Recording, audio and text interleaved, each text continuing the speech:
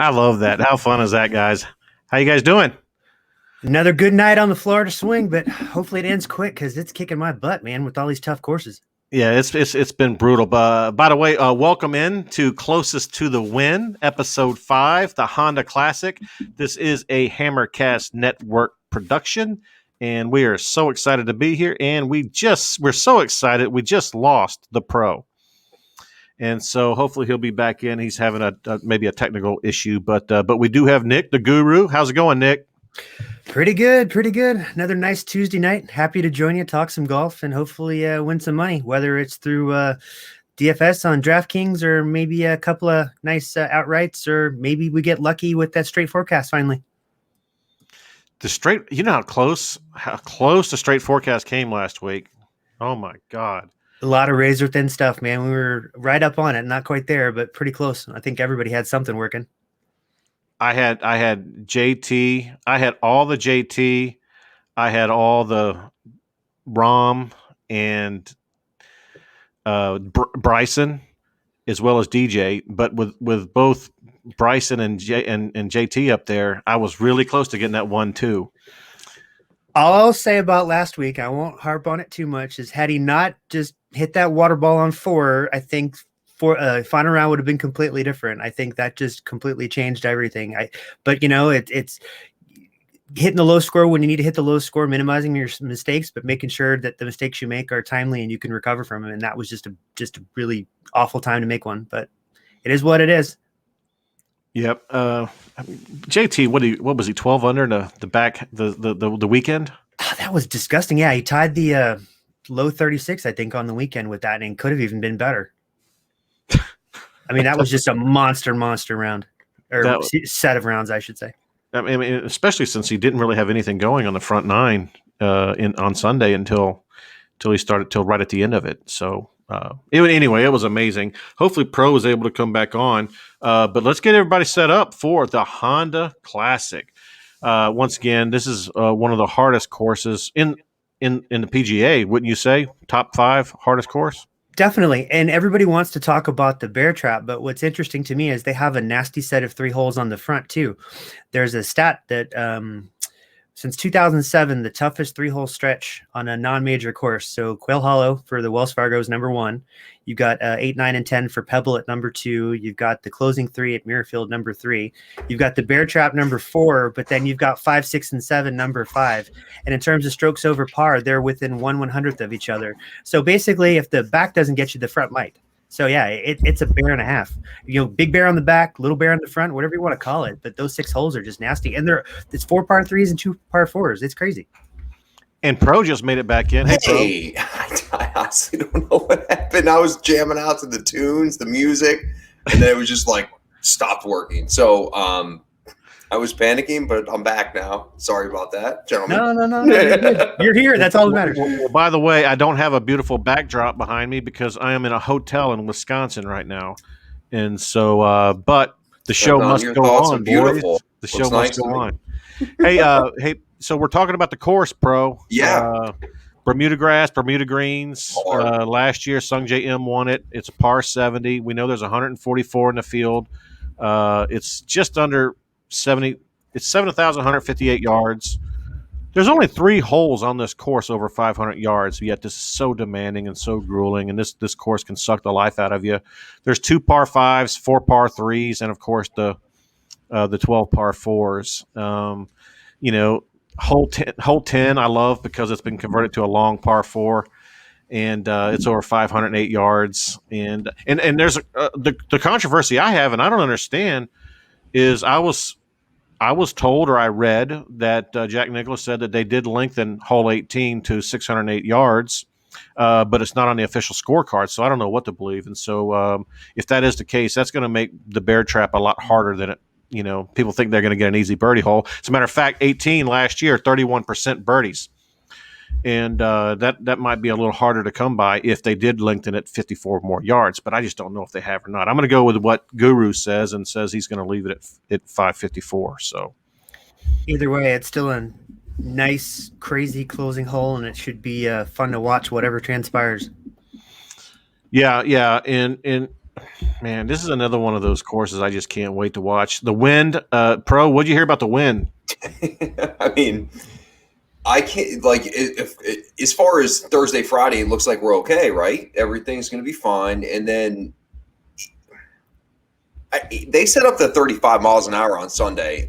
This course, I will tell you, I know that this course can't handle 35 mile an hour winds. They will suspend play if it gets like that. But boy, oh boy, it's imagine heading to the bear trap. It's blowing 30. I mean, no, thank you. That's how you lose $100,000 in 25-minute span. Again, this golf course, I think, 6 under one last year. This is a course you just gotta just take what it gives you. You head into certain parts of this golf course. You get a 2 or 3 hole stretch on the front 9 where you're just kind of trying to make par, trying to move on, and then of course you get to the bear trap. And the things like with finishes like this, and we had one similar last week, and it didn't necessarily happen or unfold.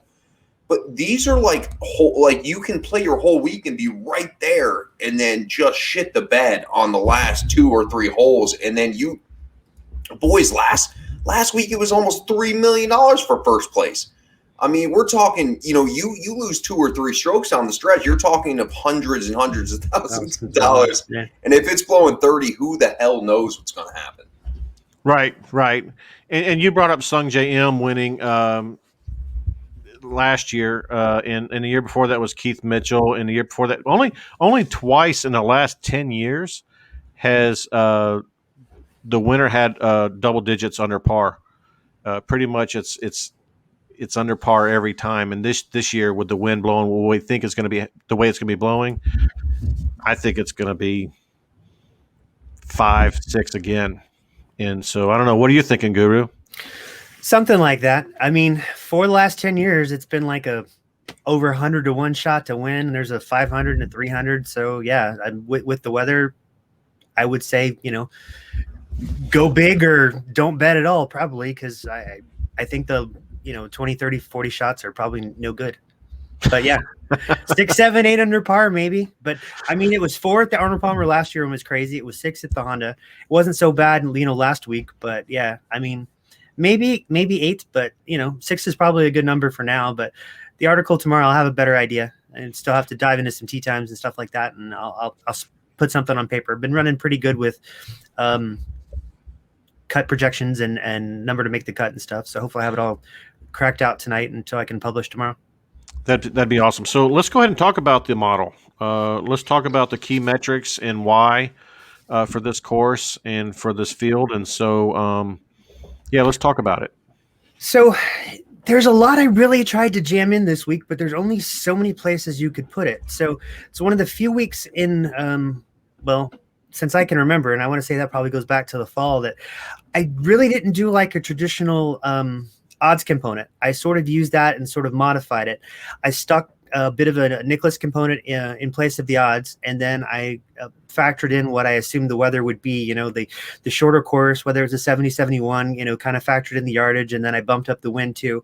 So that plus the Nicklaus plus just a rough idea of a top 10 sort of spit out the odds component. So that's different. But really, at some point you're going to have, you have to score somewhere. So the first place I'm going to look at some of the easier par 4s, and I'm going to look at the 2 par 5s. I mean, you have to get something there if you can. I think when Mitchell won, I think he was 6 under on the par 5s over the course of the week or something. And that was the bulk of, what he scored. So from there, it's just, minimize the mistakes and just take what you can get when you can get it. So, go through, and if you get your 45 pars, it's fantastic, but as long as you get a few more birdies than bogeys, you'll be ahead of the curve. And God only knows what's going to happen with the weather.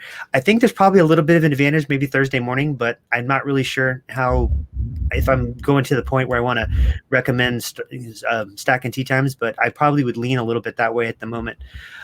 Course history, I think, plays a part because, again, you have to know how this thing's going to play just because, it's open and exposed to the weather. So compared to last week, I dialed that back up a little bit too. And again, it's going to be one of those Bermudas with the TIF Eagle hybrid. So I've been running with that the last couple of weeks, and it's helped a little bit. So that's there too.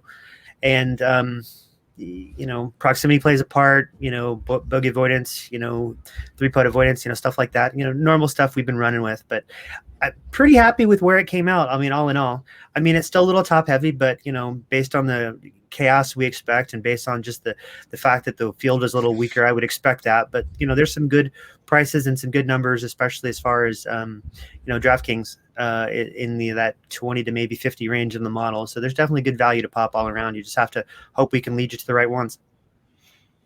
Yeah, that I get that, and I can't wait for us to jump into our plays and fades. That's going to be a lot of fun. But I do want to talk about the metrics a little bit more, and I want to talk about, like I want to ask Pro. He's very familiar with the course.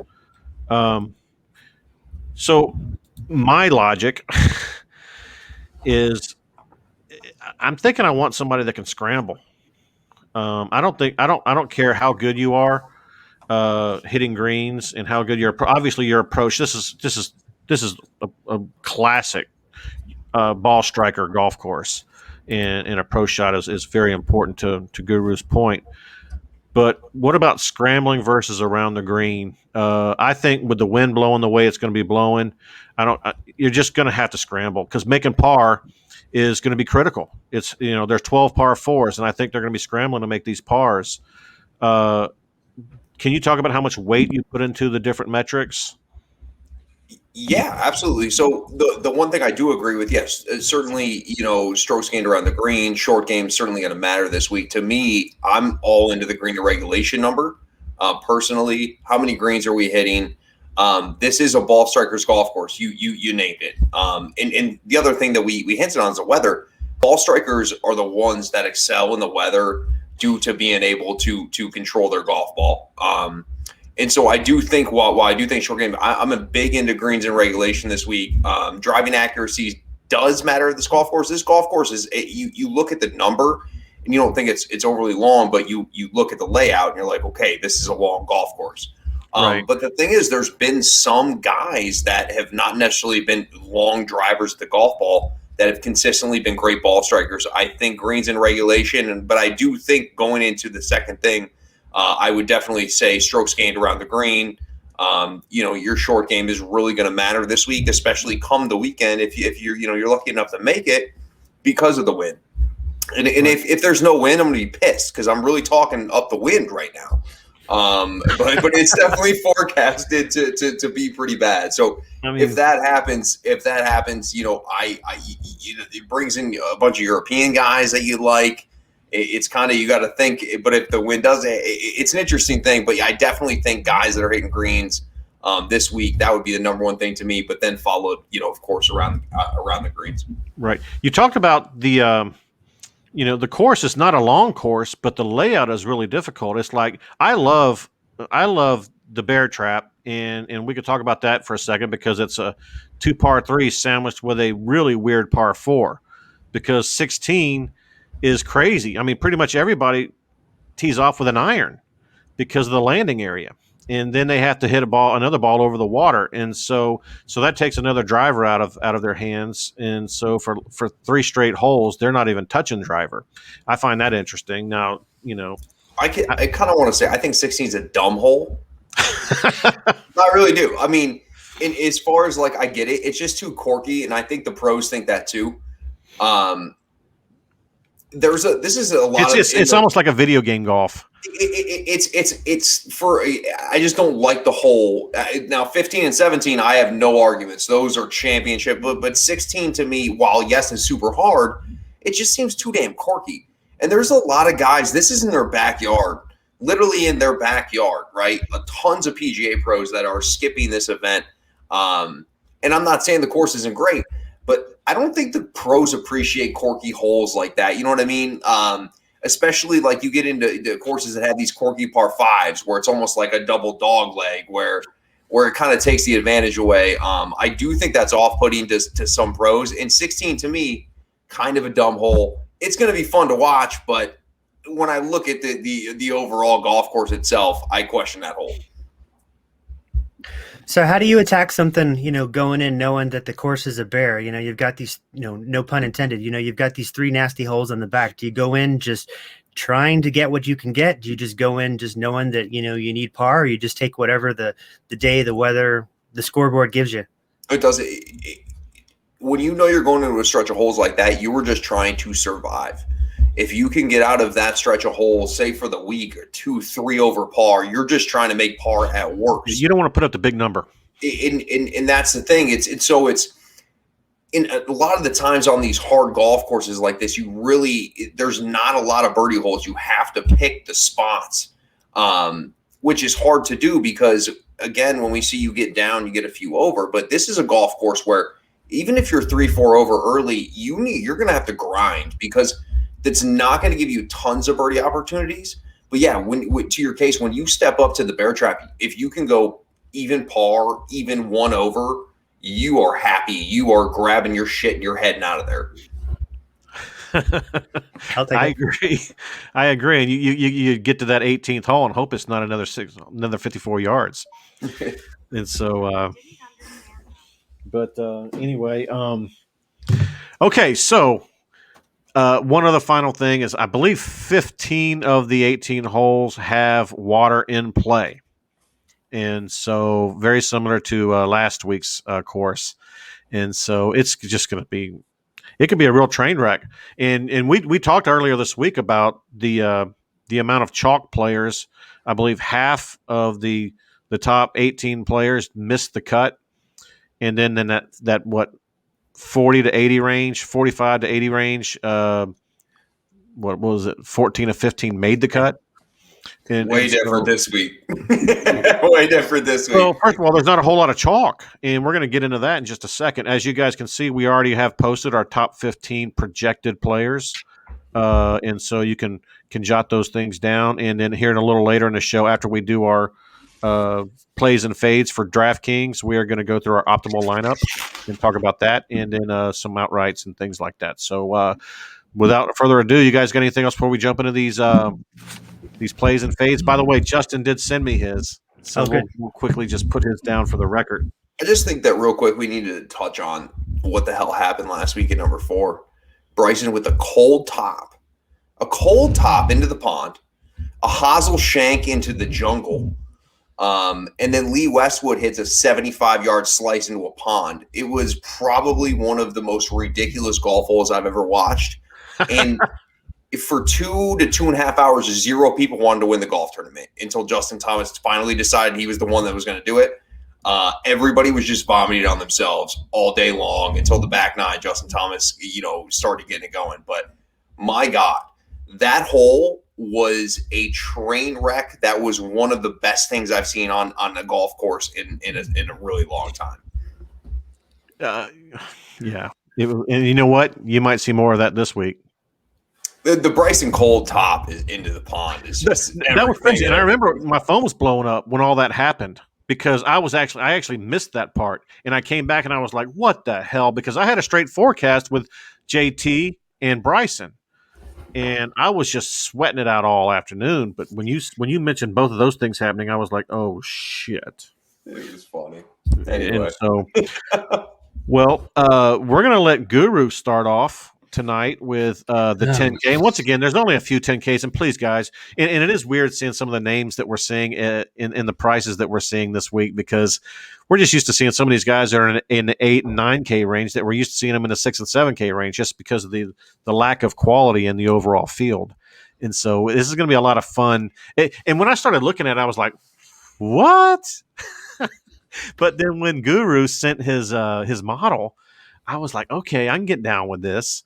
And his model and my model line up pretty good, mostly because I'm just following what he's doing and because he is the cash king. And so, Guru, 10K, you got to pick 2. You got to fade 1. Who do you got? Well, I'll just say up front that I don't see myself really living in this 10K and above range as far as DraftKings go again this week. But I'll probably have a little exposure, but probably not really. I'm going to probably live a little lower, probably get a little more balance than I think because I just have a hard time trying to match out some of these ownership projections and just expecting these guys to hit. But just for the sake of the game, I'll be boring and I'll stick with Berger as my first one. number one in the model. And compared to other weeks, we've had guys that have been top 10% in the field across the board, but Berger was the only one that was at least in the top 20% in everything else across the board. That's just the difference between the fields there. But I'm going to change up my metric just a smidge. So instead of calling it last 24 rounds, I'm going to call it last 30 days. Because I based the fact we've pretty much been in Florida this whole time, but last 30 days, he's 4th off the tee, 8th in approach, 35th in putting, and 53rd around the green, which is okay. It's not great, but I'll give it a shot. But the last 24 rounds, the things I liked, 1st in greens reg, 1st in birdies, 1st in bogeys, and 9th in driving accuracy. In terms of everybody up there, that's probably the best overall package. And so I get, well, he's probably pushing 30% ownership. So if you want him, go get him. I think he's got as good a shot as any to win. 10.5 is probably an okay price for the field, but I'm just not comfortable, betting it either. But as far as, like I said, the exercise, we'll go for it. I'm going to ride the heater with Lee Westwood, but I'm a little nervous about it as my number 2, just because I've heard some whispers about, dead leg or some kind of walk-in trouble from last week. And then, going to play the 2 rounds at the Masters. I just don't know. Or 2 rounds at Augusta, I should say, earlier in the week and coming back. I'm just not sure how focused he'll be. And to get really 2 grind out, hard fought seconds in a row, and the guy's 46 years old or whatever he is. I mean, ride the heater. I'm going to do it. I don't feel great about it, but that'd be the one I'd pick. But the thing that separates him in his last 7 trips here, he's got 4 top 10s. Granted, it's been stretched over a long period of time, but with the way he's been playing in Florida so far, I don't see why he can't, come back and do it one more time. And there you go. Well, Berger's got a rib injury. Okay, another reason not to play him. Thanks for Ryan. I appreciate that. And as far as the 30-day mark on Westwood's, 47th off the tee, 13th in approach, 32nd around the green, and 21st in putting. It's a pretty good combination, but if the wind acts up, hopefully, another one of those Euro guys like him can just, keep it going. So there's going to be my 2.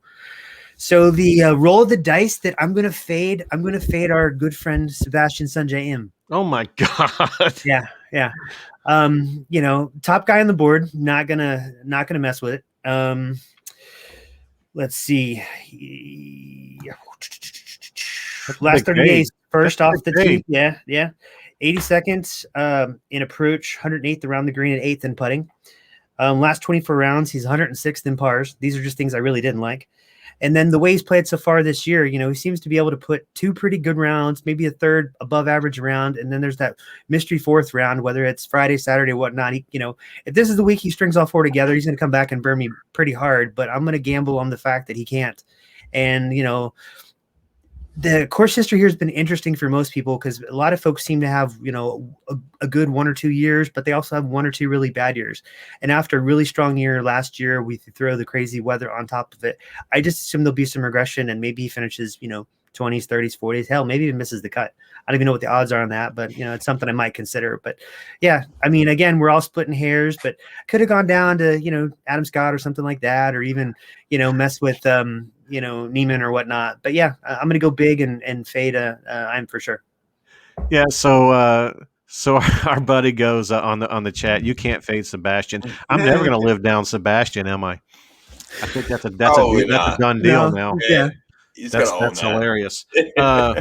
All right, I'm going to go ahead and do Justin's real quick, and then we'll let Pro jump into his before I get to mine. Justin went ahead and took Berger along with the Guru, and he took Neiman, and he's fading Westy. And so he's fading Westwood. And so we're going to be talking about all of these, so I'm not going to belabor Justin's plays, but that's who he's got. Pro, you ready? Yeah, I'm going to go with Song JM. Although, listen, Guru, I understand 100%. The guy to me, he's 16 out of 16 cuts. He's rock solid.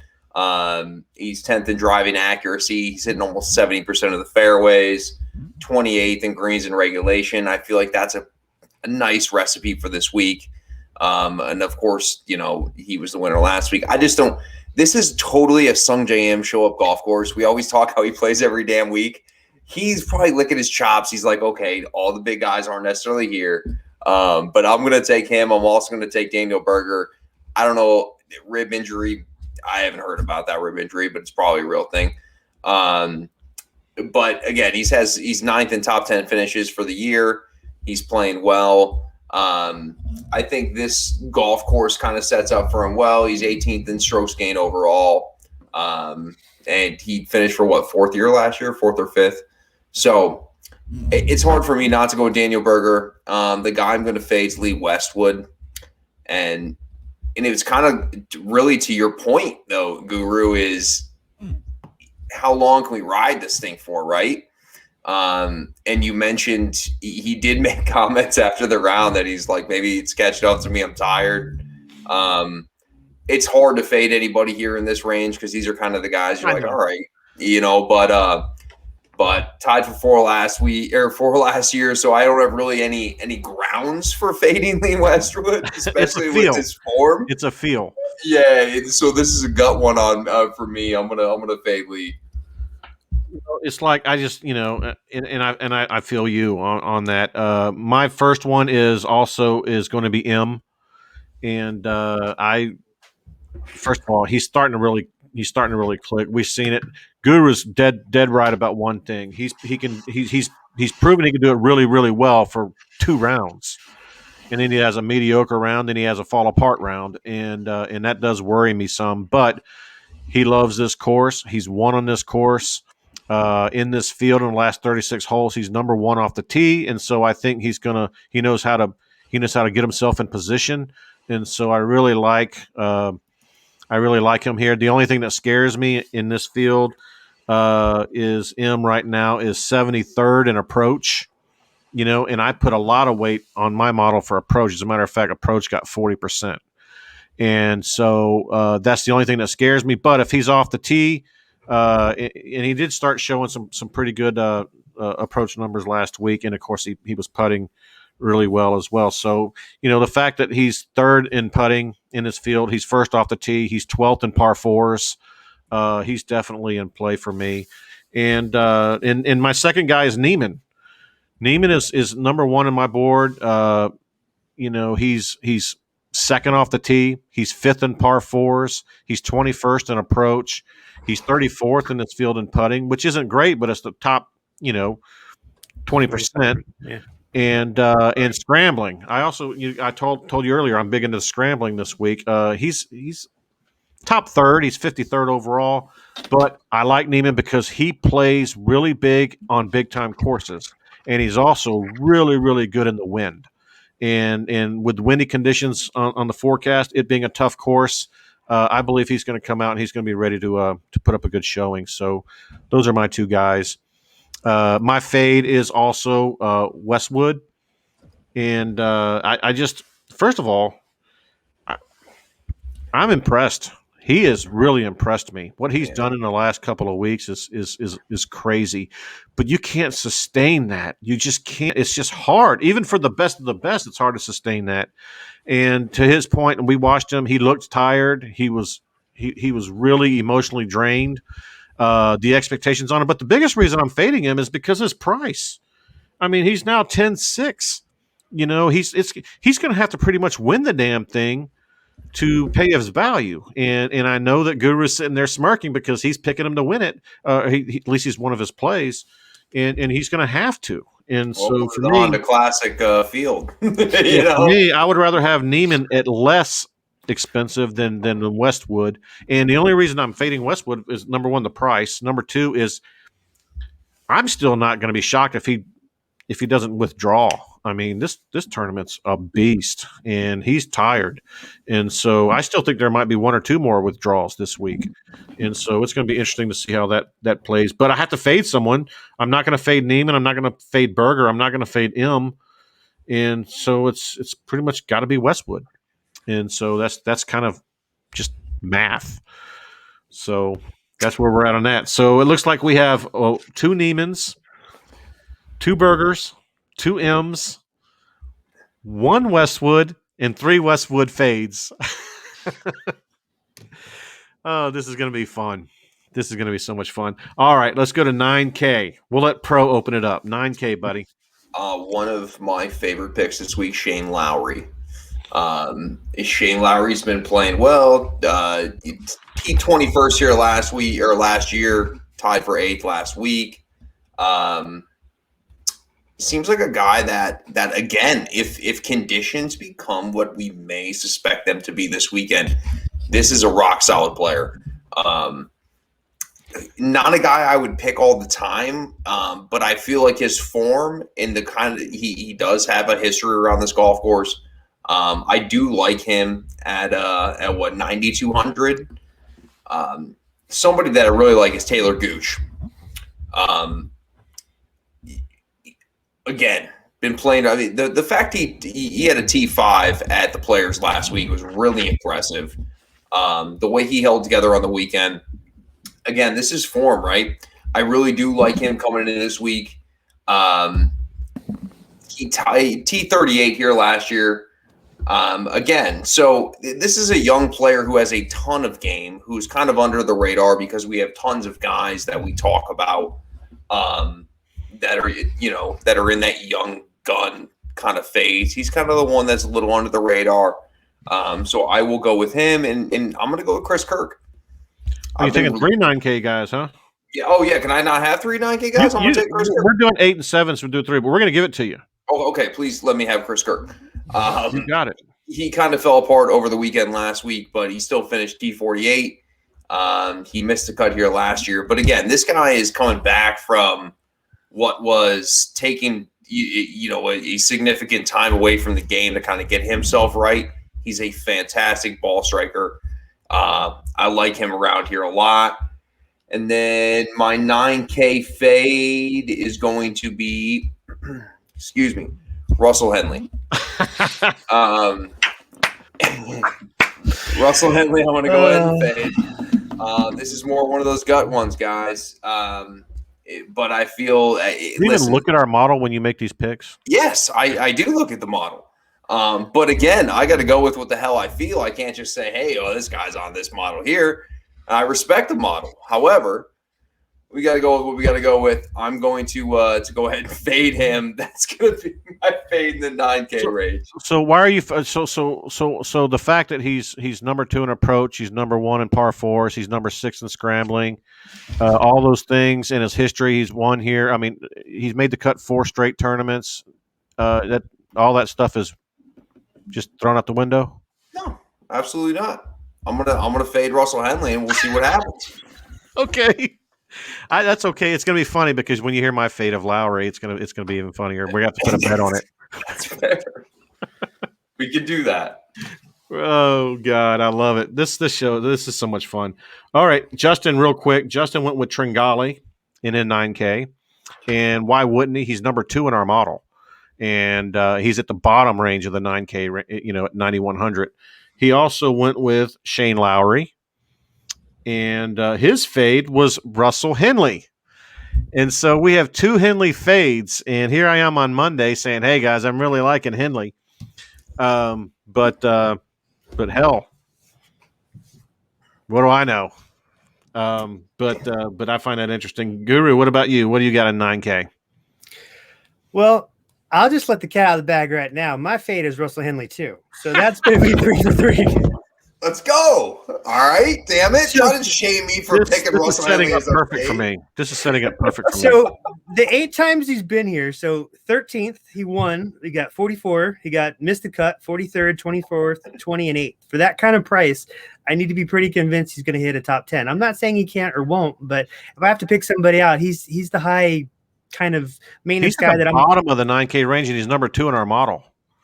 Not Tringali. Henley. No, Tringali. No. But he's yeah. What is Henley's price? Yeah, Henley's 9th, but he's 9,800. I'd rather take one of the other guys. I feel more comfortable, with him. I mean, anybody else pretty much. Not to say he can't do well, but he missed the cut last week, so that's kind of surprising because he's usually done kind of well in Florida. But then the last 30 days, Henley's been 88th off the tee, 50th in approach, 48th around the green, and 45th in putting.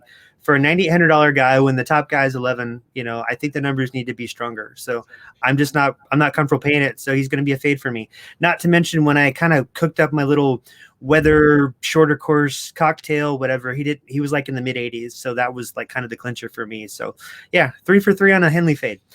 And to get really boring with it, since we were only doing 2, I could come up with a third, but the 2 guys I was going to take a stab with would be Chris Kirk and Taylor Gooch.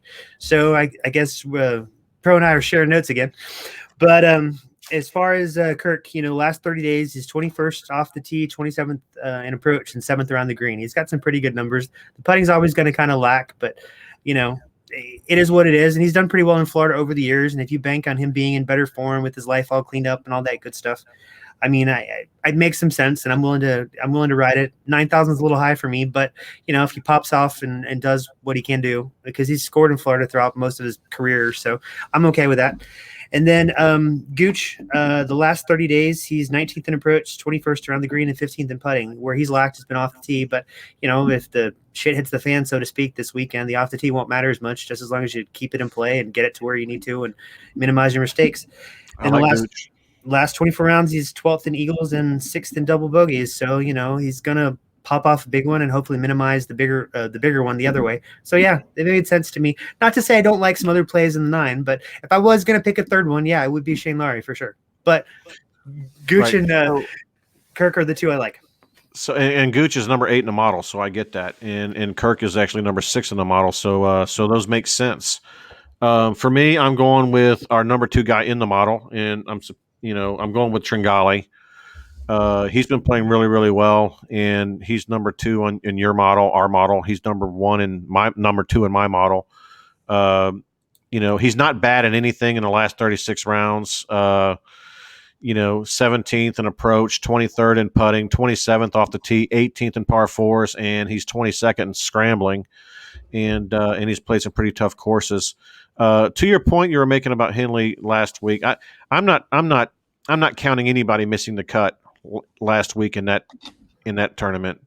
When half of the chalk missed the cut, I'm not penalizing somebody for missing the cut last week. But I get it; it's a missed cut. My second guy is Henley. And I think we've beat that dog to death. But the fact that he's number 1 in par fours, he's number 6 in scrambling, and he's number 2 in approach, I'll take all those things in the last 36 rounds. Now, obviously, it's a lot different forecast from him when you look at just Florida for the last 30 days. I get it. And Guru, that's why he's Guru and I'm not. But I'm going with him, and he's my guy, and I'm fading Shane Lowry. And the reason I'm fading Shane Lowry is he's 78th in putting. He's 47th in approach, which ain't horrible. He's 13th off the tee, which is pretty good. But he's 40th in par fours. He's 30th in scrambling. But you have to look back for a long time, and I saw this the other day, to find where he had 2 really, really strong tournaments in a row. And you're gonna have to look for a long time. He comes and goes, and at that price point at 9.2, I just feel like there's other value on our model in the 9Ks that I like better, most specifically Henley and Tringali. So that's the reason for my Lowry fade. But he could prove me wrong. He's a good player in the wind. So there's value there. I would have played Gary Woodland had he not withdrawn. I'm just telling you, he was on my short list, and when that COVID withdrawal came up, that just made that range a little tighter. So lies. There's been quite a few withdrawals, and I still think there's going to be another 1 or 2. Those guys are going to realize you were really pumping the withdrawals, man. Do you know some information? You got some insider stuff going on? I just know that this is you just had the players, right? Next week is the match play. A lot of these, which the majority of these guys aren't playing in. But I'm just saying that there's a whole lot going on. But it's opposite too. There's the whole Corrales thing too, same time. So I mean, there's a whole lot of golf next week. That's another 2 tourney week in a matter of speaking, and then Masters right after that. So yeah. But the nice thing is, I usually built in alternates into the model. So if somebody else drops, it's just a quick little adjustment to get the next guy up in there. Yeah, and don't worry, we're not going to be playing any alternates at this point. But anyway, so this is going to be a lot of fun to keep up with because we got 2 Tringalis in the 9. We've got 2 Kirks, 2 Gooches, only 1 Henley, and we got 3 Henley fades, just like we got 3 Westy fades. And so it's going to be a lot of fun. It's going to be a lot of fun in the chat. I agree. during the weekend too. I can't wait for us all to get together and play some golf and actually watch a tournament together. I think that's going to be a lot of fun when we do that. All right, we're going to jump right into the 8K. I'm going to start off with the 8K, and then we'll go to Guru. First foremost for me is Steel. I really like Steel. The model really likes Steel. At $8,700, he's 7th in the model, and man, the guy, he's not amazing at anything, but he's pretty darn good at everything. And what I really like the most about him this week is he's 12th off the tee, which I think is important. He's also right up there in scrambling. And I'm going to let Guru talk about him a little bit more as to why he rated so high in the model. Guru, what do you got on that? Well, let's see here. It's more just subject to the field that we're in. I mean, the field is so bad. He just stands out as actually pretty good. But great. I know that's just, kind of a ask his kind of answer. But, I mean, that 64 points the averages with DraftKings, really wouldn't carry much weight in, a stronger field. But here that puts him in the top 20% of the field. So obviously he's a better scorer, compared to everybody else, but that doesn't make him great. He's just average. He's not somebody I would normally play. I'm just going to tip in for a second, but he's on my list too. Why? Because he's safe, he's boring, and he's not going to make a whole lot of mistakes. Normally that's not going to help you out in a course where you need to get 15, 16, 20 under par, but in a place when you need to, get 6, 8, 10, whatever, he's the type of guy to do it. So, he's definitely a good kind of play for this week. He's got, respectable history here. The last 5 times he's been here, he's gotten 4 top 15. So his course history is part of the reason why he's up there too. And then, the stats in the form check out too. So, I mean, he's pushed near the top just because he's played, he's made cuts, and he hasn't really done anything wrong. Like you said, I mean, you summed it up great, but there's not one elite stat that he's got on there. Like, oh my God, you have to play him because he's number 1 at this. Right. Well, thank you. I appreciate that because I really wanted to hear a little bit of that because what I had just didn't seem to do justice. I also have, and he's not super high in our model, but I like him because of one key stat. Actually, there's 2 key stats I like him for, and the fact that he is he's a Brit and he knows how to play in this weather, and that's Ian Poulter. And now, don't get me wrong. In this field, he's not good off, in approach, but he's 6th overall in putting, and he's number 1 in scrambling. And the fact that he's number 1 in scrambling and number 6 in putting, that's good enough for me. Plus, he knows how to play the wind. And you know what? He's at the lowest range of the 8K range. He's 8.1. I'm gonna throw a flyer on Ian Poulter, and then I also like Matt Wallace at 8.5. Once again, I'm kind of loading up on these guys that are used to playing in this type of weather. Matt Wallace doesn't, like I said, he's not doing anything amazing, but he's consistent and he plays well in this weather. Look what he did in Puerto Rico, and we got him ranked in the top 23 in our model, and so I went with him. And then last but not least, I'm fading Mr. 12 himself, Ben On.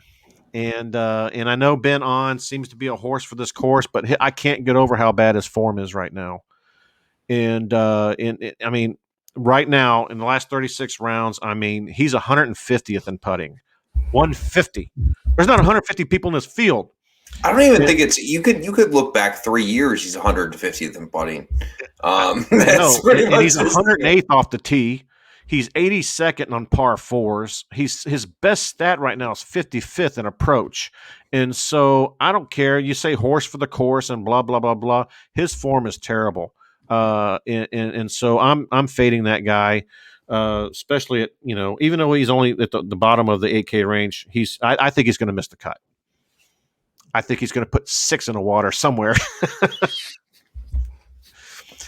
All right, Guru. All right, let's go with Pro. Pro, where are you at on 8K? Keegan. Yeah, I want to go Keegan Bradley immediately. Form, right? Right, boys? I mean, he's 10th in strokes gained tee to green. He's just a ball striker. We know that's what he is. We know his limitations are on the greens. However, I love a guy like that this week. Had a T27 here last year, and he was his T61 last week. But he's been playing good golf. I mean, we continuously see him on leaderboards here in the last month. I would say he's been playing good. Matt Wallace. He's 20th in our model.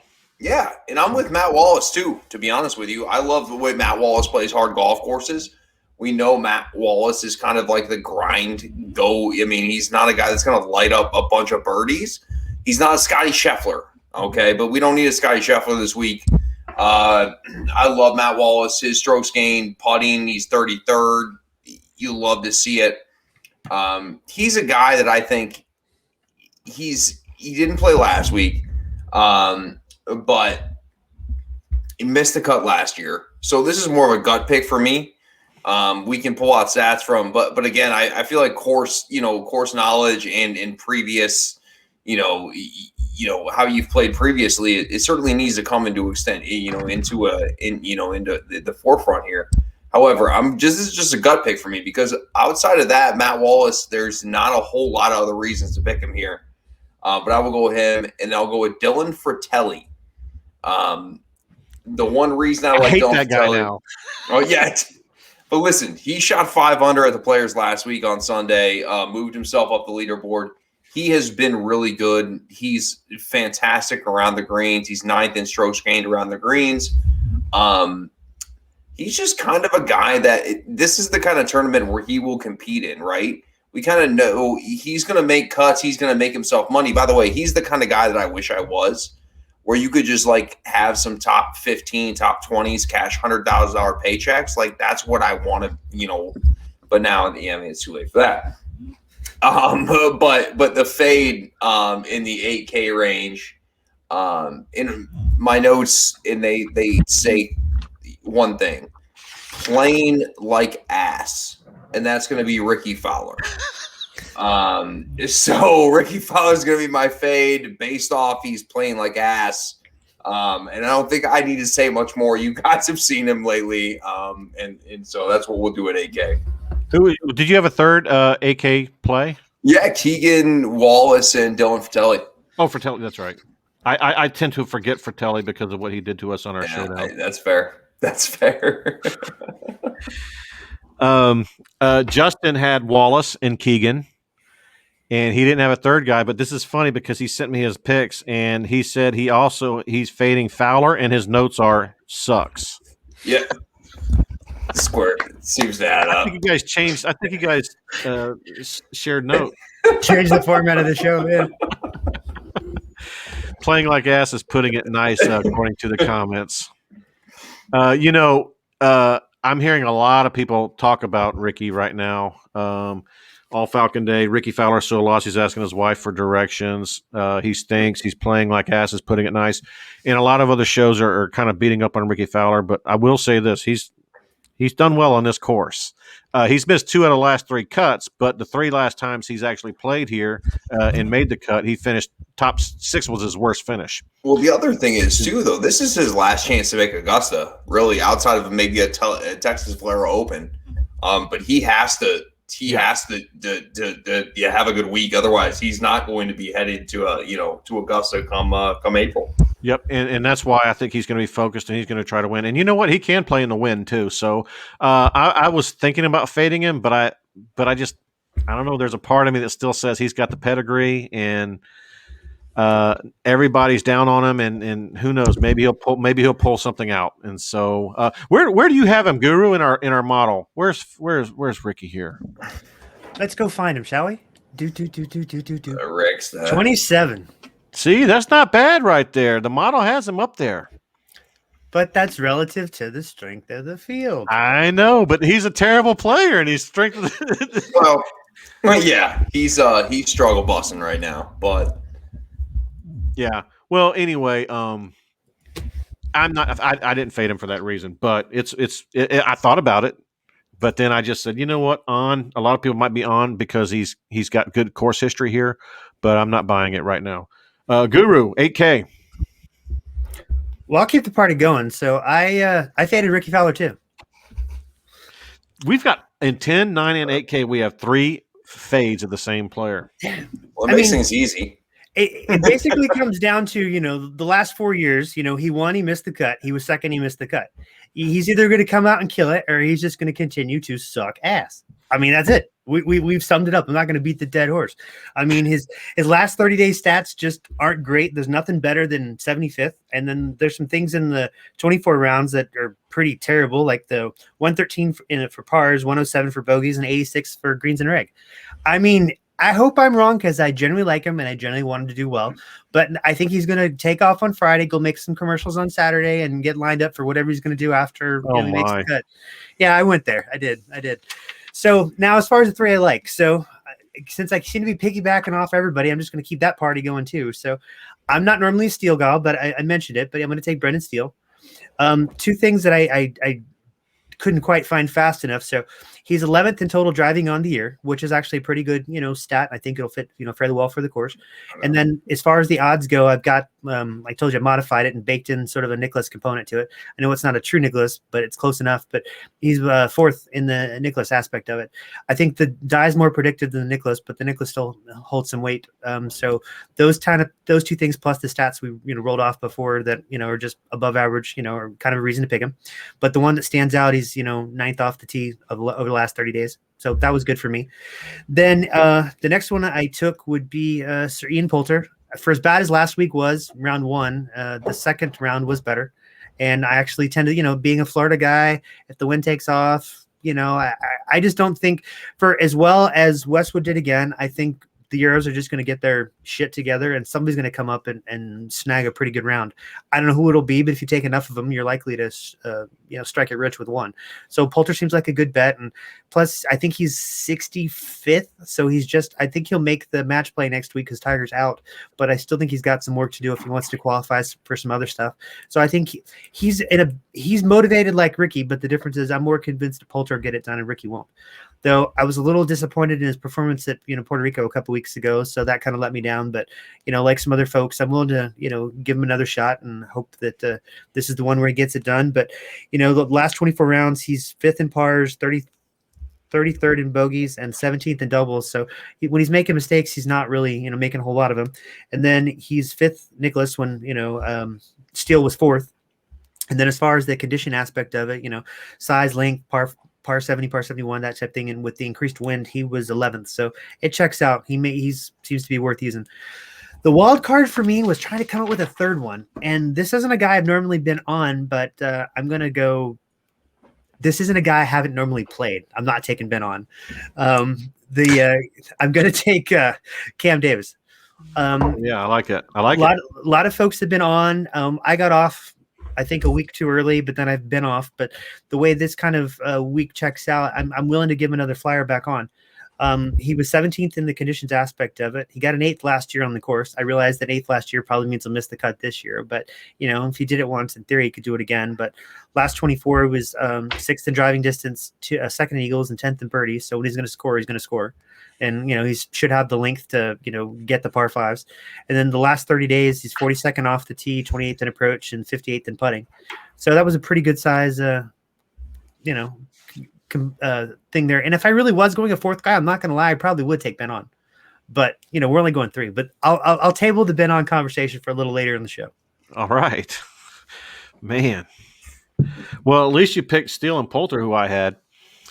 And so why don't we go ahead and go with Pro to 7K. By the way, in the 8K range, we had 2 Steeles, 2 Poulters, 2 Keegans, 2 Wallaces, and 3 fades of Fowler. So it's going to be a lot of fun. 7K Pro. Johnny Vegas is who I want to start out with. Yeah, that might seem a little strange. I mean, Johnny Vegas hasn't been popping up on leaderboards as frequently as we used to see him, but let's be honest, recently he's been playing really damn well. He's 13th in our model. Yeah, he tied for 61st last week. I think he was top 25 or within T28, T25 last year at this tournament. He's 7th in strokes gained off the tee. I just think this is kind of like the week where we do see Johnny Vegas. It's a kind of a Puerto Rico week. It's like these off events are where we kind of see a Johnny Vegas sighting. So I'm going to go with Johnny Vegas. Chez Reavie, who's a value play for me at $7,000. I just feel like he has a perfect game for this course. Another guy that hits a lot of fairways, hits a lot of greens. He missed the cut. Putting counts. Well, yeah, sure. Absolutely it does. But again, I think that the guys that are hitting greens are going to be way more valuable this week than your putting statistics. I really do. I like Chesree. He missed a cut last week. The Players is a completely different golf course. It is not set up for his game. And then I'll go with Richie Rorinsky again. Going back. I like this kid. I really do. He tied for 17th here last year. I know he missed a cut last week. He's kind of one of the names that's perfect for a week like this. I think he's in contention. I like him at 7,200. I'm going to fade Luke List, a guy that we haven't heard on leaderboards in a long, long time. Hits the ball a country mile. His game at this point is easy for me to fade. If Luke List plays well, then what the hell? Damn be it. I like it. Real quickly, Justin, he went with JT Poston. Followed that up with Zach Johnson. Followed by Kazire. And then he faded Phil. What's he got against lefty? Listen. Phil making the cut last week at it was pretty cool. The TPC team, of course, that kind of I wouldn't be surprised if Phil made the cut this week. I thought about the fade, but again, that was a big deal for Phil to make the cut at TPC Sawgrass because his game does not fit it at all. And so for me, I expect Phil to make the cut. And I know I faded his ass. I even went out of my way to say he would miss the cut last week, and of course he made the cut. There's no reason I had to go out of my way to say anything bad about Phil, but I did. And so this week I'm going to say some nice things about him. I think he makes the cut.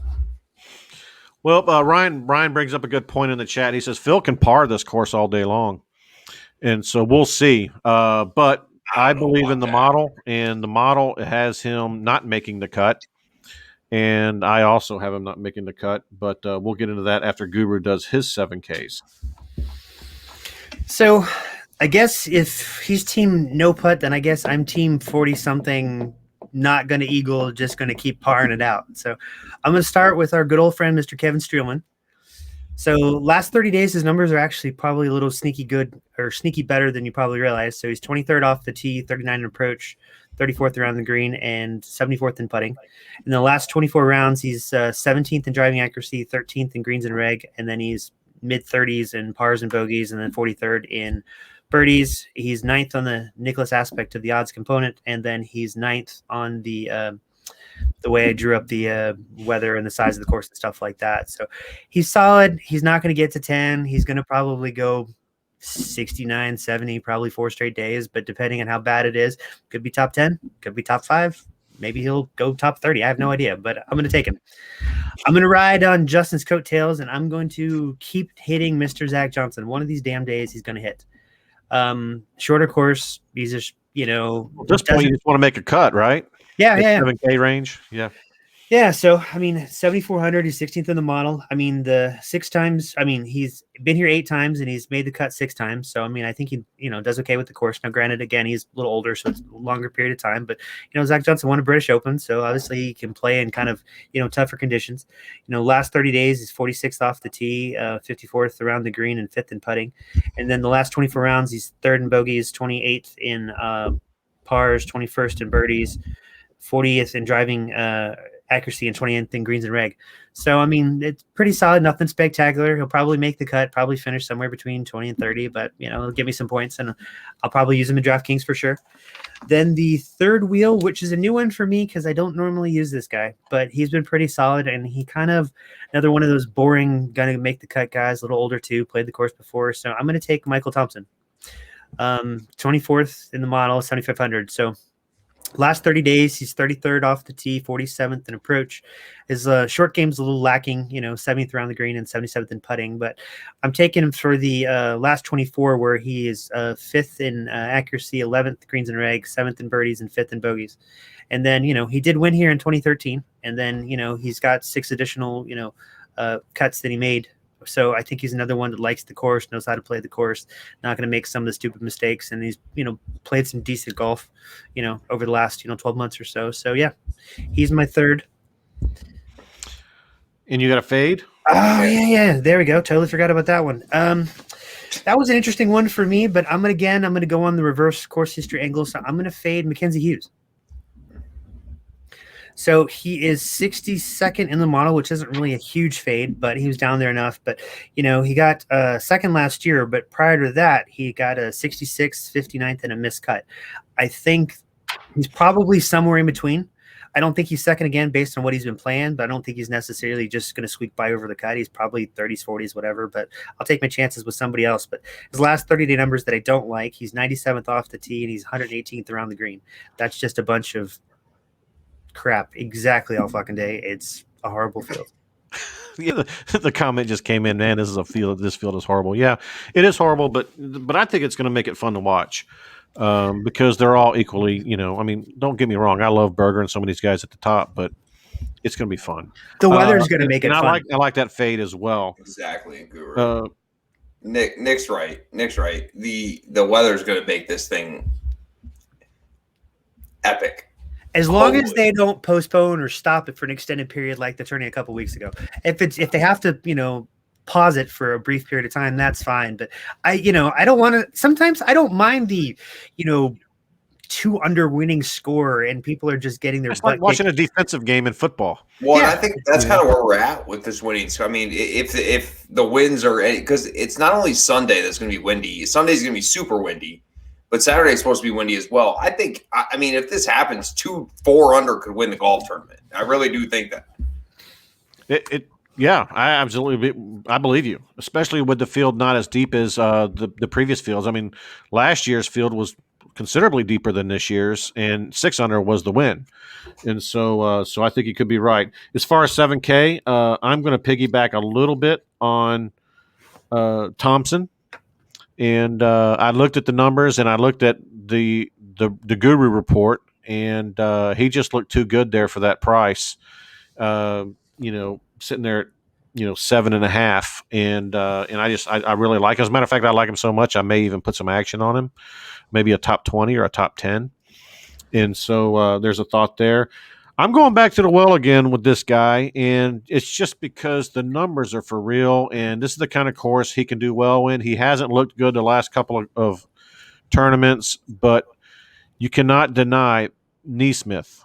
And Neesmith, I mean, even with a couple of bad tournaments in the last 36, he's still third in approach, okay? And we put a lot of weight on approach for this tournament. I don't like the fact that he's 93rd in scrambling, but I love the fact that he's 19th off the tee. He's 46th on par fours, and he's third in an approach. To Team No Putt and to pros, view, you get him on the green, you're halfway there, right? And so if he can get, he can hit greens in regulation. I think he's first in greens in regulation. He is, and so first in greens in regulation, third in approach. Top 20 and off the tee, and so if he can do that, then you know what, at that he can beat his price at 7.3. And then finally, I got a guy that's done really well this year, but he hasn't looked as good in recent form. And I might get Guru to talk about him a little bit, but he is high in our model, and that's Matt Jones. At 7,400, he's 21st in our model, and I think he's playing a lot better than he's better than what he's been playing in the last couple of tournaments. But what I really like about him is the guy is a putting fool. He's 9th in this field in putting. He's 22nd in par fours. He's 34th in scrambling, and he's played a lot better this season than one would think right now. And so I really like him as my third guy. You got any feedback or comments on Jones there, Guru? No, I mean, the major categories, I mean, he's in the top 20% of a couple of them, and he barely misses like the comps in the court history. So he's like he's right there. I mean, the Australians and Texans are supposed, there's that connotation that they play great in the wind. So, chalk him up and ride him out and see how it goes. I mean, and he does have some course history here. So, I mean, I don't think it's a bad play. I mean, 21st mile is a pretty good spot, and he's right around some other guys that we all liked. And, 7,400 is a good price for him. So you could do a lot with that. And I can make the case that to take him over Zach Johnson. So, yeah, I don't hate it at all. Hey, Nick, are you allowed – do you get canceled nowadays for claiming somebody's a win player and painting them into one category? Is that how we do these things nowadays? Are we going to cancel Nick? I should, because Kramer Hickok was one, and the other week, and he sucked ass, and some other people are supposedly win players, and they've been sucking. I mean, like Pat Perez supposedly plays great in the wind, and I haven't seen his ass do anything, and I'm certainly not going to play him this week. I mean, he hasn't done anything in years, has he? That's a whole show in itself, right there. Who is a win player and who is not? But yeah, I should get canceled. Absolutely. Well, I do know that right now, Joaquin I'm just Neiman is a with win yours. player, and Neiman's a win player. And so, if you're not from America, you're a win player. Yeah, exactly. It's funny because we're going to talk about another player here in a few minutes when we get to the 6K value range that is a win player, and I've got him ranked pretty high. And so do you. But my fade for 7K is Phil. It's lefty. He's 83rd in our model, and then I go back and I look at his numbers, and yeah, last week, you know what? He made the cut. Congratulations. Right. We got to make a bet on this. We're going to make a bet on this one? Yeah, you got to figure it out. I don't know what it's going to be, but I'm taking Phil to make the cut. Okay. All right. Well, all right. I got Phil not to make the cut. You got Phil to make the cut. It's a bet. Book it. Your bet makes way more sense, but I'm feeling good. So we're lefty. Well, hey, man. Yeah. Well, I'm glad you're feeling good about it because, I mean, I like Phil, but man, I mean, he's 83rd in Guru's model. He's 94th in mine. He's 100th in putting right now against this field. He's 126th off the tee against this field. He's 79th in approach against this field. He's 73rd in par fours against this field. And so the best statistic I had for him is 33rd in scrambling, and he's always had a great short game, and that could help him save face, and you can beat me in this bet, but it'll be a fun bet. We'll figure out we'll tweet out what the bet is. There's no reason for me to take Phil, for the record. Everything you're saying is true. Who knows? Right. We got a little a Rory comment. Rory is not a win player. Hits too nice of a high softball flight. You know what? Rory is a great player no matter what condition. How do you feel about that? He's right. I love Rory. He's actually right. He is right. Okay, so that brings us to our value plays, and then we're going to go into the optimal lineup. We'll start with you, Pro. Value play, 6Ks. Give me 3 value plays that people need to have in their lineup so they can go with the burgers and the M's. Yeah, I'm thinking. I think that everybody is on board with Catfish Jimbo Furyk, right? I mean, just the model loves him. I love him. At 6,900, we know he's 24th in strokes gained tee to green. He hits the ball in the fairway. He hits the greens. Not an overly long golf course.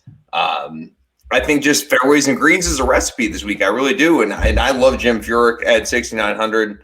I'm going to go with Bo Hogue as well. Oh, nice. And he's one of my other 6,900 plays. It looks like I have 3 6,900 plays. My other one is John at 6,900. I think. Listen, these are guys we're hoping to make the cut. I honestly think that Jim Furyk's more of that, in my opinion. When we come down to it, for him at 6,900, I think he's more of a top 20 guy, and I think there's super value there. He's the one I'm really ruffling my feathers over. I'm feeling real good about Jimbo. Me too. It's hard. He knows how to play a course. He's he's a course manager. And that's what it takes to patience in managing your game. And I think you're right. And the model loves him. And he's the only 6K player that's even sniffed the top 10 in a while, and he's 10th. So yeah, I think that's a great call. As far as 6K for me, I've got Furyk, I've got Hogue, I'm not going to go into all of those, but Furyk and Hogue, I got both those guys. I love them both. And then I got Cameron Percy, $6,900. He's the second 6K player in our model. We got him projected out at 17. If this is a windy game like it was, a windy weekend like it was, I'll never forget how well he played in Puerto Rico for the first 3 rounds. And he didn't suck in the 4th round, but other people just grabbed that thing. But he really, really knew how to control the wind, and he really models really high. So at $6,900, he's a top 17 guy in our model. He's really high in my model, and so I really like Percy. Plus the mere fact is, in this field, he's 8th in approach. Okay, so you get a guy that can play the wind, and he's 8th in approach. He knows how to hit his irons, and so he's a big play for me. And for all the reasons you already talked about, I like Hogue and Furyk. What about you, Guru? Well, I won't touch on all the names you guys mentioned because I like a bunch of them too. So I'll try to give you 2 that you didn't mention. All right. So let's go Brian Stewart at 37. So he's 6,300 in the last 30 days. He's 37th off the tee, 22nd around the green, and he has a little bit of course history too. So it's worth the flyer. And then to go down and dirty, we will go to, hold on, I have to see where he is in the model because he is down there a little bit. Mr. 76 in the model, 175 to 1 outright odds. I'm going to go visit Mr. CT Pan. Wow. So he is 23rd as far as the Nicklaus component, but as far as, if I've baked the whole windy condition, shorter course thing, correctly, he modeled out number 1. So if the shit hits the fan, CT Pan is your man. I like the 175 to 1. but your puns is even better. Thank you. It really was. Well done there. Yeah, I mean, I wouldn't put a whole lot on him, but I mean, he's down there. He's probably somebody, that a whole lot of people won't have. And if you just want to sprinkle an entry or 2 on him, yeah, it's worth the shot. I mean, if he misses the cut, oh well, it's 2 entries. But if he, does something ridiculous and finishes in the top 20, my Cash App is. Just kidding. You know what? If he pays off, you're a legend. You're a legend anyway, brother. But, Thank you. But yeah. And he is saying Pan. And let me see what Justin had for his 6K plays. He had Brian, Furyk, and Tom Hogue. And so so let me get those documented.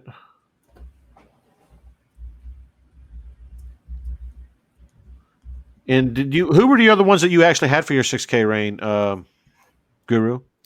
I really had, yeah. I mean, I had the same ones you guys had. I mean, I had Furyk, I had John Huh, and then I had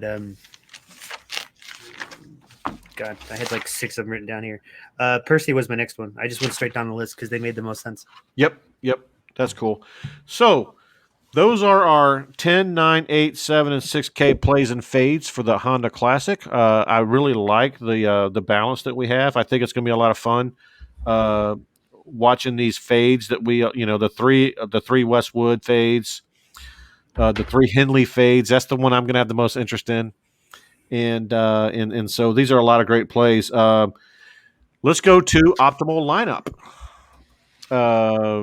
And let me go ahead and post our optimal lineup, which is right there, scrolling now. Guru. So it turned out to be the number 1, the number 2, the number 6, the number 13, 10, and 12 guys in the model. So that would be Daniel Berger, number 1 at 10,800, Cameron Tringale, number 2 at 9,100, Chris Kirk at number 6, 9,000, Jim Furyk, number 10 at 6,900, John Huh, number 12 at 6,900, and who's the other guy? I forgot. Who am I missing? I think we got everything. Vegas. There you go, Johnny Vegas. It's 7,300, number 13. It's amazing that we got all 6 of those guys in the top 13 in our model. It all blended pretty well. I mean, a combination of projected points, put them near the top, and it was kind of a nice it's a little bit. You've got your guys with the stats, you've got your guys with the form, you've got your guys that can score, you've got your guys with the course history, and the nice thing is it uses up every dime. Even if the next suggested thing would be to drop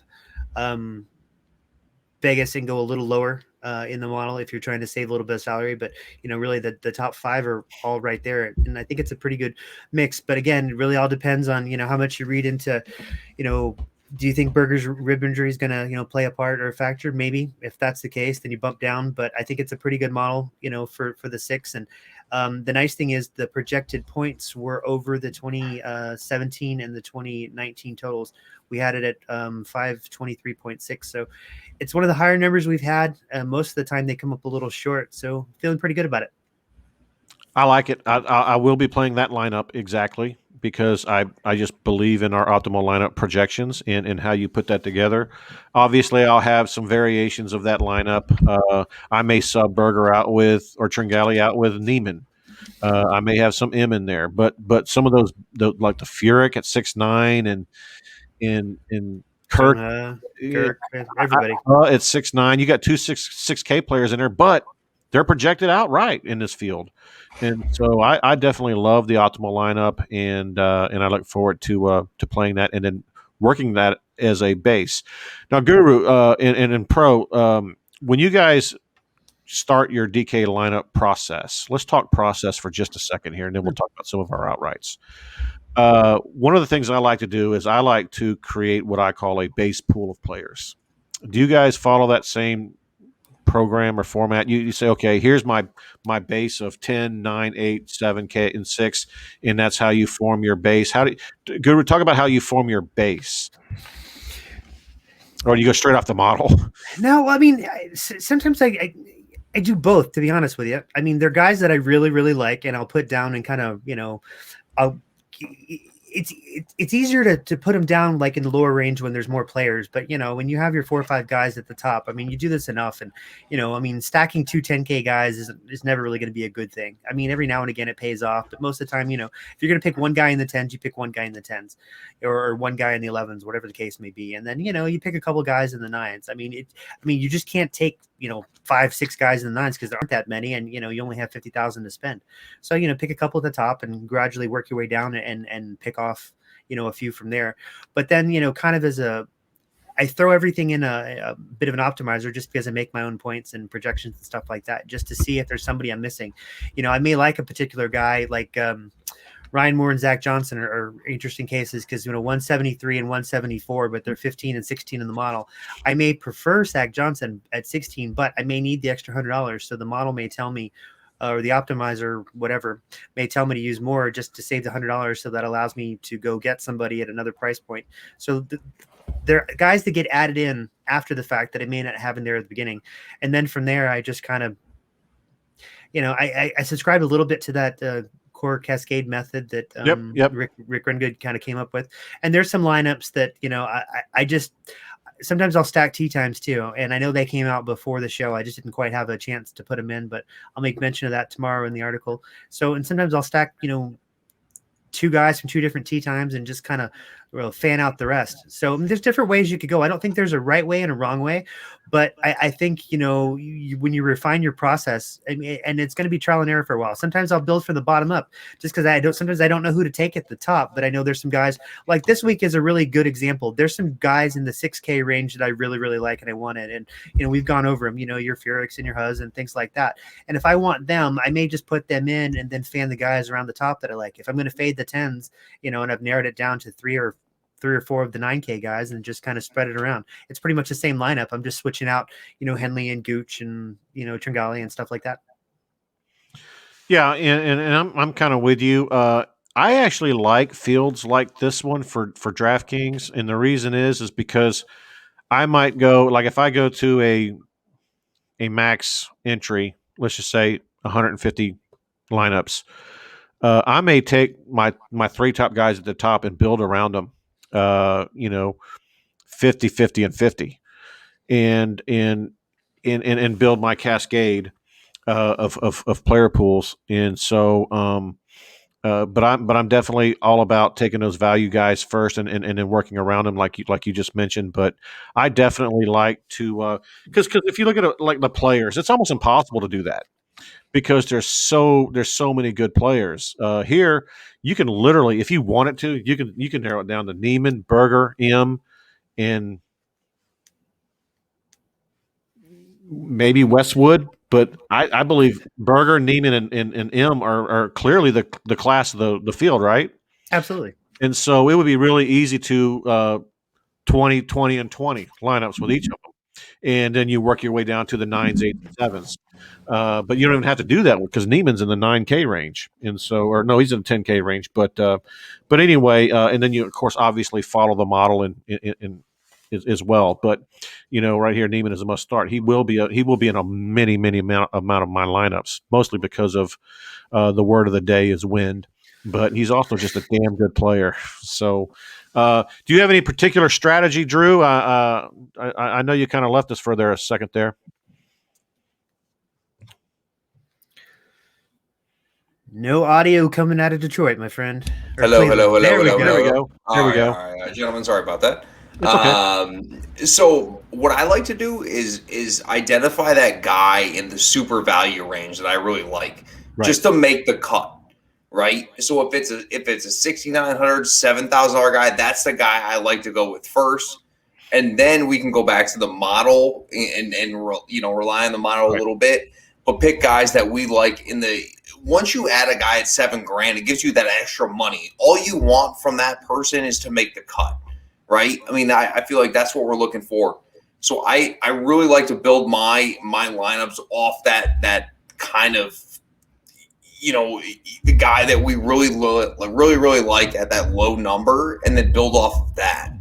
Because if you get a $7,000 guy, you can start getting all the guys you want at that point, and you just kind of figure it out from there.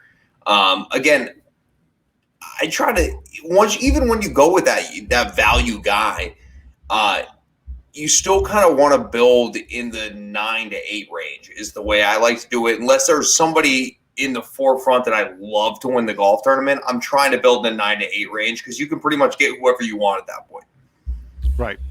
I'm that way. I'm that way too. I like to find those value plays because I do like to play a lot more up at the top. I love actually this week I'm not a big fan of the 8K range. I'm almost a bigger fan of the 7K range and the 9K range than I am the 8K. But my super value play for this week was Bo Hogue at 6.6, and I believe that he will not only make the cut, but I think he's going to play pretty well. Let's go to some outrights. Guru, you got some outrights, and obviously we're going to post our official outrights tomorrow night. So there were 2 props I like. So let me hit the props first. So the top British-Irish player, whatever. Russell Knox was 5.5 to 1. I would take that, honestly. Comparing him to everybody else, if you assume Westwood's going to bounce or, at least finish behind Knox, that the field's fairly wide open after that. And Knox has got some course history here and, been playing in Florida, lives in Florida, that kind of stuff. So the 5.5 made sense to me. And then since I'm not probably going to DraftKings him, I would probably bet him. I would take some of that bet on action, actually.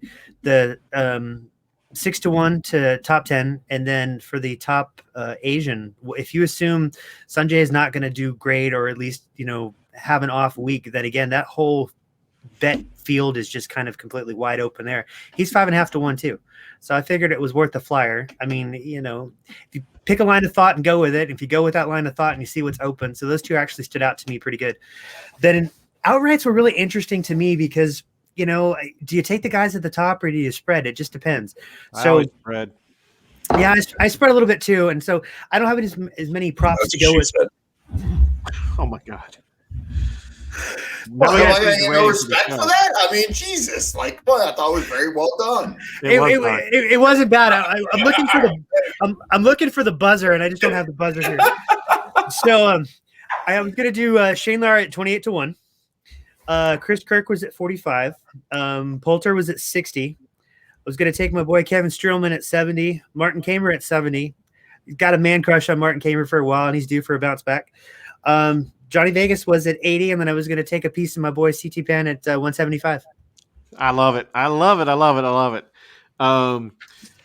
You got some outrights for me? Yeah. I'm in on the 28-1 with Shane Lowry. I like 50-1 with Keegan Bradley. Kind of a couple long shots. Let's take a look here. What I got. I like Phil 80-1. He's not even going to make the cut. Okay. I like Phil 80-1. And then my final one is going to be Jesus Lord. Furyk from what I see on this site, it's 125-1. So I'm not sure how different it is on your guys' end, but I will take Furyk 125-1. You can laugh at my Phil bet, and listen, I'll eat crow next week if need be. So will I. We're all friends here. So that's what I'm rolling with. I like it. What is Ricky's number? It's 50-1. Yeah, that number is not big enough for me. Jesus, no, it's not. That's not big enough for me. For me, you guys know I got Henley at 30. And some of these are going to be subject to change. Tringali at 45. He's number 2 in our model. How am I not going to take the number 2 guy in our model at 45-1? And then I've got Thompson at 90. I really like that one. And I really like Jones at 70-1. And so those, and you can guarantee I'm going to have every straight forecast possible with Neiman, Berger, and M. And I got really excited last week because I came really damn close to hitting one of those big. Bryson Cole topped it in the bond, man. They really ruined everything. God. And so I will be doing some straight forecasting on those. Justin did have he has Berger outright. He has Neiman at 19-1. He has Kazire at 80. He has Zach Johnson at 50, and he has Lowry at 40. I don't think Lowry's at 40 anymore. 28, I think. Yeah. One last thing I want to talk about before we check out of here for the night.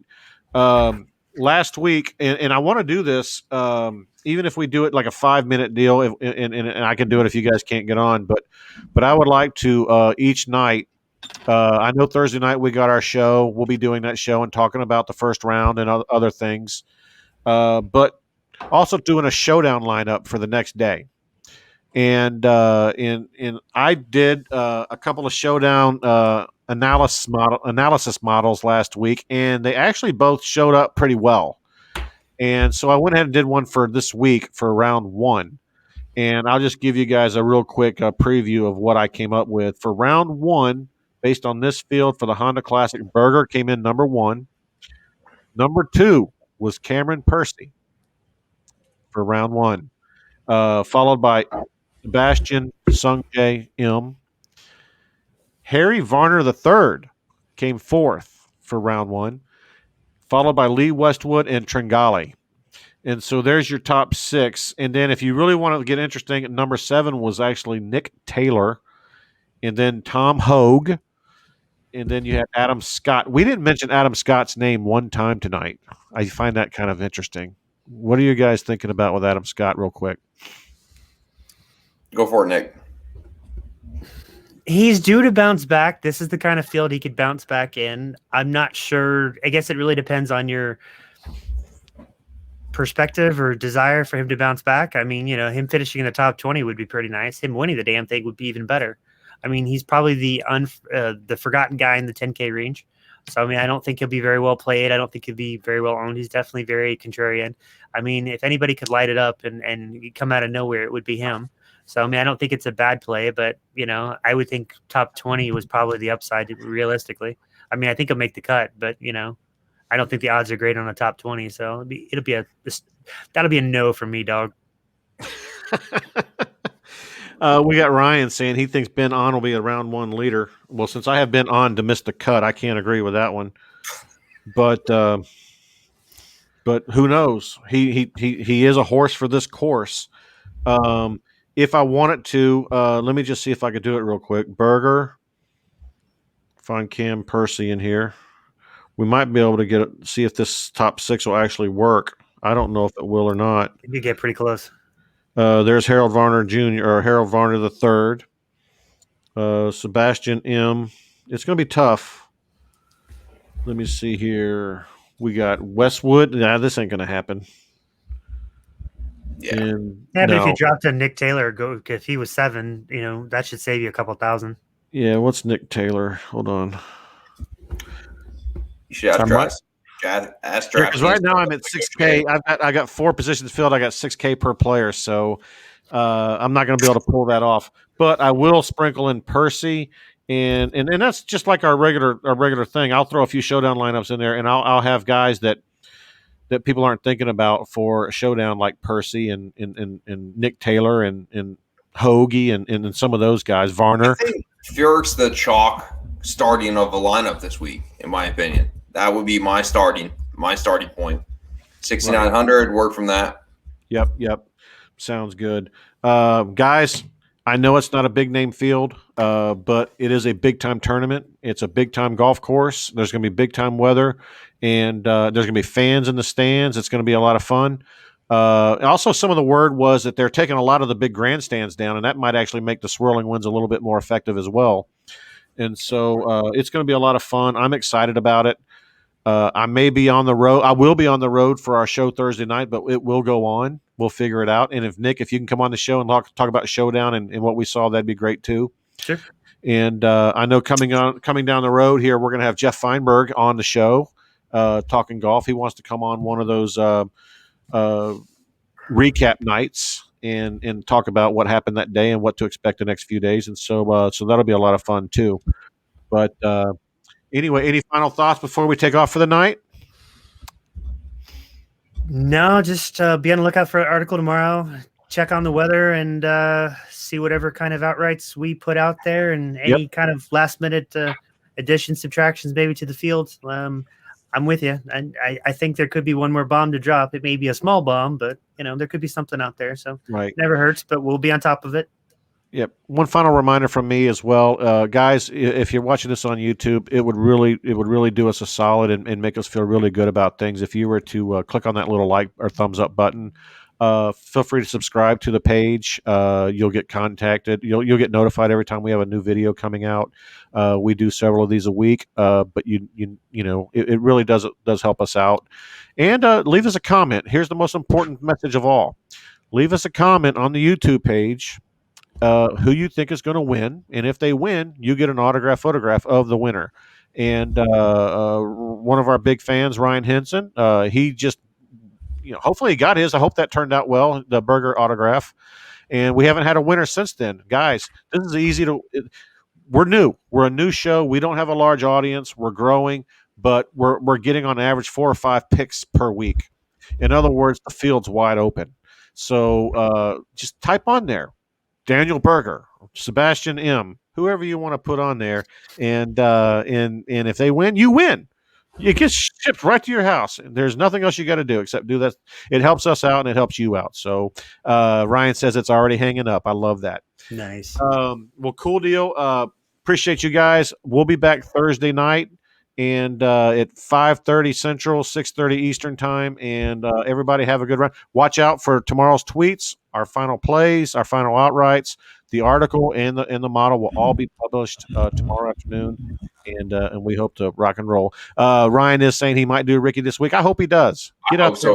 Come on, I listen. Nobody wants to see Ricky Fowler succeed more than I do, and probably we do. It'd be great to see Ricky in contention. I just not willing to bet my mortgage. Well, we got 3 fades on him, and I didn't fade him, but I faded on, and so this is gonna be fun to keep up with. I can't wait to talk shit with you guys all week.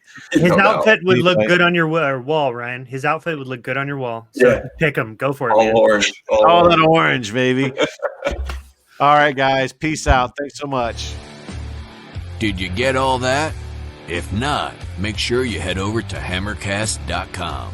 Subscribe and join the Hammer Nation. Until next time, keep grinding.